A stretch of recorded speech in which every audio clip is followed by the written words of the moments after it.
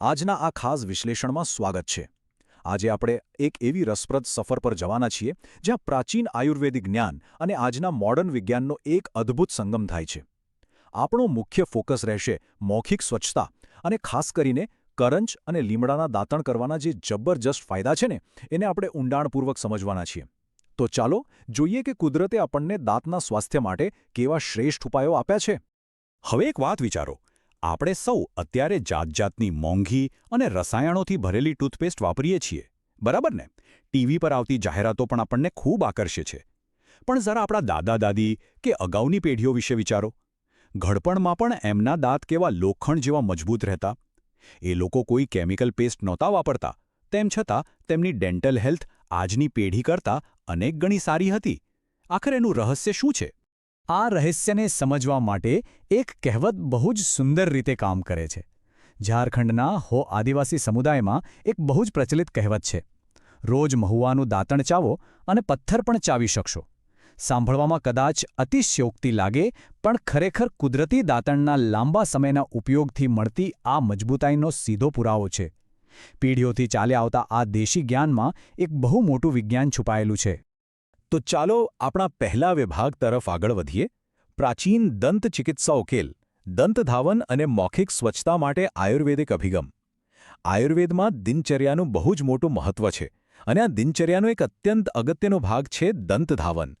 દરરોજ સવારે ઉઠીને ચોક્કસ વૃક્ષોની ડાળીઓથી દાંત સાફ કરવાની આ જે પારંપરિક વિધિ છે ને, એને માત્ર એક આદત નહીં પણ એક સંપૂર્ણ ઔષધીય પ્રક્રિયા માનવામાં આવે છે।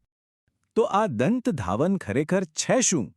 આયુર્વેદ મુજબ દાંતણ માટે પસંદ કરેલી ડાળી બરાબર 12 આંગળ લાંબી, એકદમ નરમ અને ગાંઠ વગરની હોવી જોઈએ। અને હા, એમાં પણ ખાસ લોજિક છે। સવારે મોઢામાં જમા થયેલા કફ દોષને શાંત કરવા માટે હંમેશા કટુ એટલે કે તીખો, તિક્ત એટલે કે કડવો અથવા કષાય એટલે કે તુરો રસ ધરાવતા દાંતણનો જ ઉપયોગ કરવો જોઈએ। બસ આ જ રસ મોઢાના બેક્ટેરિયાને બેઅસર કરે છે અને શરીરના દોષોને બેલેન્સ કરે છે। હવે આવે છે આપણો વિભાગ 2, લીમડો, એટલે કે દાંતણનો રાજા અને શ્રેષ્ઠ પ્રાકૃતિક એન્ટીબેક્ટેરિયલ ટૂથબ્રશ। આ કડવા અને તુરા રસો ધરાવતા વૃક્ષોમાં સૌથી મોખરે કોઈ હોય તો તે છે લીમડો। સમગ્ર ભારતમાં લીમડાના વૃક્ષને મૌખિક સંભાળ માટે ખરા અર્થમાં રાજા માનવામાં આવે છે। પ્રકૃતિએ બનાવેલું આ સૌથી શક્તિશાળી એન્ટીબેક્ટેરિયલ ટૂથબ્રશ છે। જુઓ, રોજ સવારે વપરાતું આ તાજા લીમડાનું દાંતણ માત્ર લાકડાનો ટુકડો નથી હોતું, આ તો ઔષધિઓનો આખો ભંડાર છે। લીમડામાં નિમ્બિડીન અને નિમ્બિન જેવા જબરદસ્ત પાવરફુલ કમ્પાઉન્ડ્સ હોય છે। આ તત્વો મોઢામાં રહેલા હાનિકારક બેક્ટેરિયા સામે લડે છે, દાંત પર જામતા પ્લેકને કંટ્રોલ કરે છે અને પેઢાના સોજા કે ઇન્ફેક્શનને એકદમ શાંત કરી દે છે। પ્લસ તે એક નેચરલ માઉથ ફ્રેશનર તરીકે પણ કામ કરે છે। હવે પહોંચીએ વિભાગ 3 પર, કરંજ, જેને આપણે એન્ટીકેરીઝની રાણી કહી શકીએ। મજબૂત પેઢા અને પાયોરિયામાંથી રાહત માટે પોંગામ્યા પિન્નાટા। જો લીમડો રાજા છે તો પછી રાણી કોણ? એ છે આપણી કરંજ। કરંજ તેના અદ્ભુત એન્ટીકેરીઝ એટલે કે દાંતનો સડો અટકાવવાના ગુણો માટે જાણીતી છે। મજબૂત પેઢા અને મોઢાની ગંભીર સમસ્યાઓમાં આ એકદમ રામબાણ ઇલાજ છે। આ બંનેને સાથે જોઈએ તો વધુ સારી રીતે સમજાય। જ્યારે કાચા લીમડાના દાંતણની સરખામણી પ્રોસેસ કરેલા કરંજના પાવડર સાથે કરીએ ત્યારે સમજાય છે કે કરંજની સૌથી મોટી ખાસિયત એ છે કે તે પાયોરિયા જેવી બીમારીમાં અને પેઢામાંથી નીકળતા લોહીને અટકાવવામાં અકલ્પનીય રાહત આપે છે।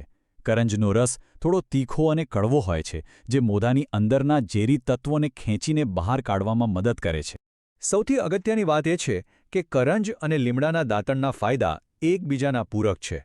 લીમડો કફ અને પિત્તને દૂર કરે, પ્લાક રોકે અને બેક્ટેરિયાનો નાશ કરે, જ્યારે સામે પક્ષે કરંજ કફ અને વાતને દૂર કરે, પાયોરિયા મટાડે અને દાંતમાં પડતા સડાને અટકાવે। આ બંને મળીને એક સંપૂર્ણ highly effective natural dental care system બનાવે છે।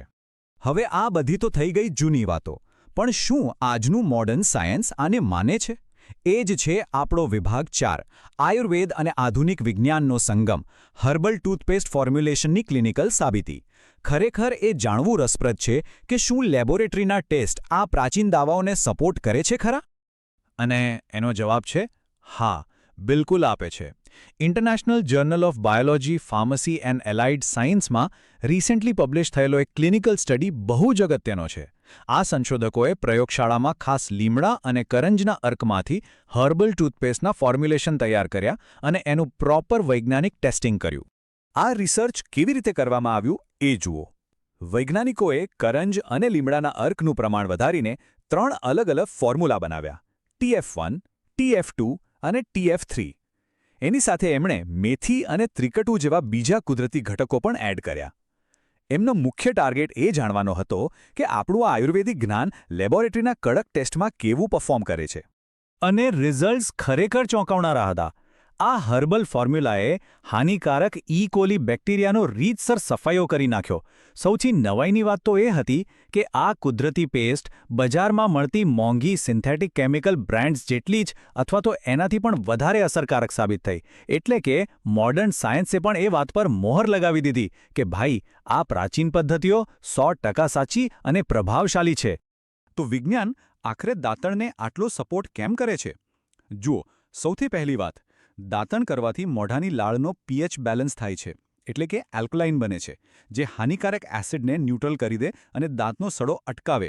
બીજું, સામાન્ય ટૂથપેસ્ટમાં SLS એટલે કે સોડિયમ લોરાઇલ સલ્ફેટ નામનું કેમિકલ હોય છે, જે ફીણ બનાવે છે, જેનાથી મોઢામાં અલ્સર કે ચાંદા પડી શકે છે.